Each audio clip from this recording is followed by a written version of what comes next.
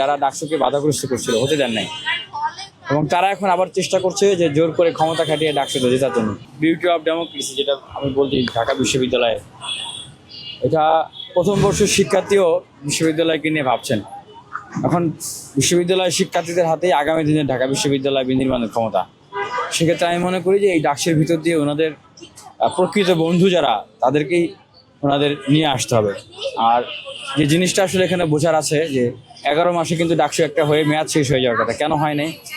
এটা প্রভাব বলয় যারা ডাকসুকে বাধাগ্রস্ত করছিল, হতে দেন নাই, এবং তারা এখন আবার চেষ্টা করছে যে জোর করে ক্ষমতা খাটিয়ে ডাকসুতে জেতার জন্য।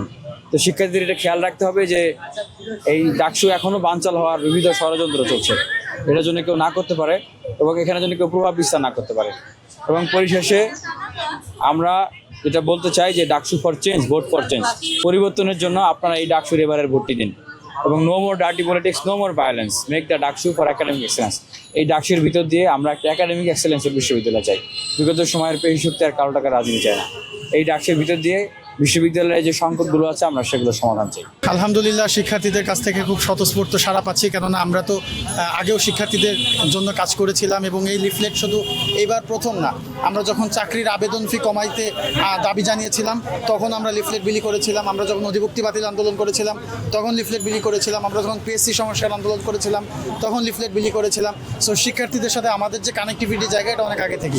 সো যখনই আমরা লিফলেট বিলি করছি এবং আমাদের অতীত কর্মকাণ্ডগুলো শিক্ষার্থীরা স্মরণ করিয়ে দিচ্ছেন এবং আমাদেরকে তারা সাদরে গ্রহণ করছেন। তবে এখানে একটা আশঙ্কার বিষয়, সেটি হচ্ছে এই তপ্ত রোদের মধ্যে এবং আনপ্রেডিক্টেবল ওয়েদারে যে কোনো সময় বৃষ্টি চলে আসতে পারে।